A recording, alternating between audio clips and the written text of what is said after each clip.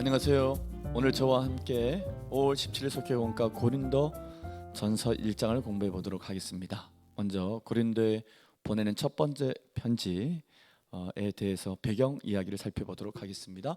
먼저 고린도라고 하는 도시를 이해할 필요가 있습니다. 고린도는 바울이 방문했을 당시 1세기경에 로마의 치하 속에 있었던 도시입니다. 고린도라는 도시는 원래 헬라 제국 시대에 로마의 공격을 받고 폐허가 되었다가 다시 율리우스 카이사르가 재건했던 도시이고, 그리고 아가야 지방의 수도이기도 합니다. 당시 인구는 약 60만 명, 엄청 큰 해양 도시였습니다. 60만 명 중에 노예가 40만 명이었습니다. 자유인과 주인이 20만 명이었습니다. 즉 가난하고 어렵고 힘든 노예들이 많았던 도시입니다. 국제적 항구 도시였기 때문에 무역이 활발했고 또 상업이 발달된 도시였습니다. 그런가 하면 또 많은 신전들이 있고, 또 아프로디테 신전이라고 하는 그 큰 신전에 여사제가 1000명이나 있었습니다. 그래서 가장 음란한 도시이기도 했습니다. 도덕적으로 부패가 심각한 도시, 그러나 도덕적 감각은 전혀 없었던 도시가 바로 고린도라고 하는 도시였습니다. 이곳에 바울이 2차 전도 여행 때 1년 6개월 머물게 되면서 고린도 교회가 개척되어지게 됩니다. 이후에 바울이 3차 전도 여행을 마치고 약 한 3개월 정도 또 방문을 하게 됩니다.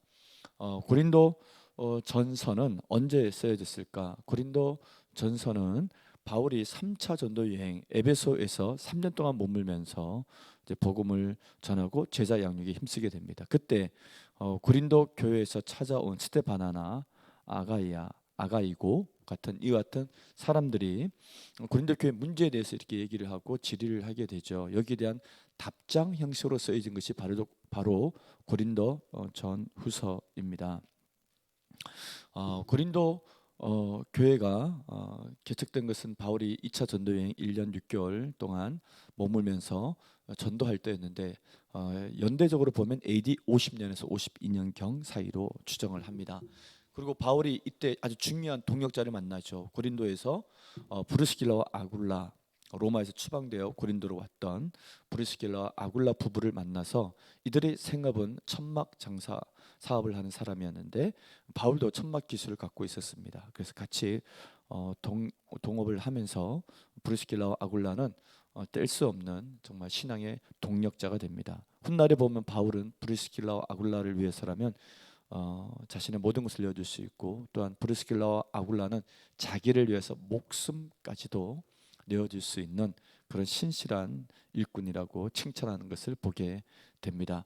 고린도 교회 제1대 담임자는 바울이었고 2대 담임자는 아볼로였습니다. 알렉산드리아에서 왔던 아볼로가 고린도 교회를 담임하게 됩니다.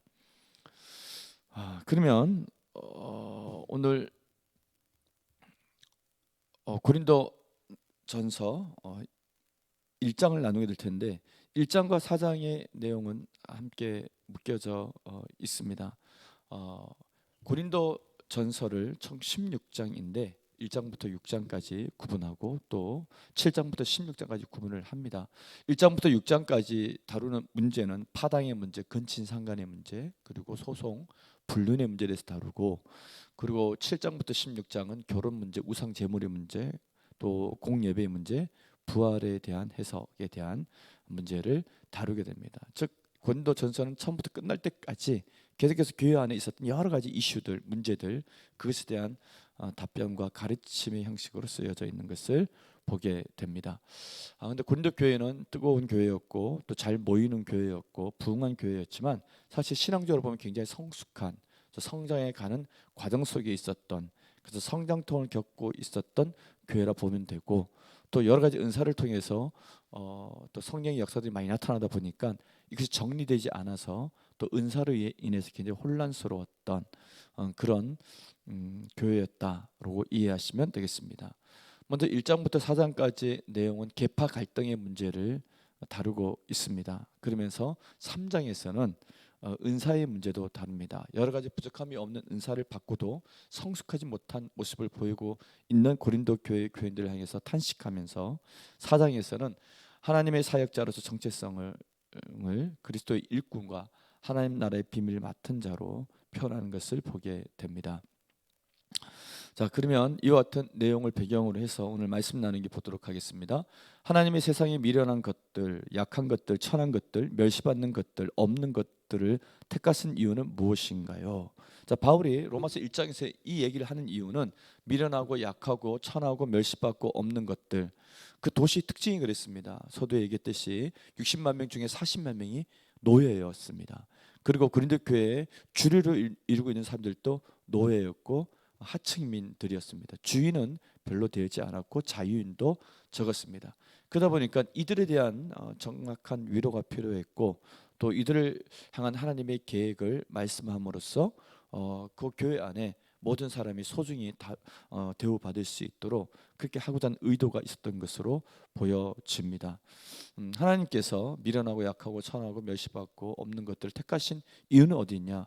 그건 27절부터의 말씀을 보면 지혜로운 자를 부끄럽게 하시고 강한 자를 부끄럽게 하시며 또 세상에 많이 가진 자들을 패하게 하신다, 그렇게 말씀하고 있습니다. 결론적으로는 그렇게 하신 이유가 하나님 앞에서 아무 육체도 그 어떤 사람도 자랑하지 못하게 하려 함이라. 가졌다고 똑똑하다고 또 부자라고 또 강하다고 자랑할 수 없는 그런 신앙에 대해서 가르치고 있는 것이죠. 하나님 앞에서 예나 지금이나 자랑하시는 사람은 아무도 없습니다. 이 얘기를 굉장히 강조하죠. 로마서에서도 굉장히 강조를 합니다. 그 얘기는 자랑하는 사람들이 많이 있었다라고 하는 것이죠. 그러나 우리가 하나님 앞에서 그 어떤 것도 우리의 자랑거리가 되지 않는다는 것 꼭 기억하시기를 바랍니다. 2번, 예수님은 그분 안에 있는 우리에게 무엇이 되어 주셨나요? 37절 말씀을 보면 너희는 하나님으로부터 나서 그리스도 예수 안에 있고 예수는 하나님으로부터 나와서 우리에게 지혜와 의로움과 거룩함과 구원함이 되셨으니, 예수 그리스도는 우리의 지혜, 의로움, 거룩함, 구원함이 되었습니다. 이것을 우리의 공로와 노력으로 얻은 것은 하나도 없습니다. 우리의 지식으로 얻은 것도 아니고 우리의 강함, 힘으로 얻은 것도 아니고 우리 있는 재물로 얻은 것도 아닙니다. 오직 예수 그리스도 십자가의 공로로 우리가 지혜와 의로움과 거룩함과 구원함을 얻었기 때문에 그 어떤 사람도 하나님 앞에 자랑하지 못하는 것이고 우리는 감사함으로 또 겸손함으로 살아가야 될 줄로 믿습니다. 예수님은 우리의 지혜와 의로움과 거룩함과 구원함이 되어 주셨습니다. 말씀 나중에 읽고 마치도록 하겠습니다. 세상은 지혜로운 사람을 주목하고 강한 사람을 따르며 성공한 사람을 부러워합니다. 그러나 하나님은 세상의 기준으로 높아진 사람이 아니라 하나님 앞에 자신을 낮추는 사람을 들어 쓰십니다. 그러므로 우리는 우리의 약함을 통해 드러나는 하나님의 손길을 바라보아야 합니다. 하나님이 함께 하신다는 사실 하나만으로도 우리 인생은 이미 충분히 강하고 영광스러운 자리에 서 있습니다. 아멘.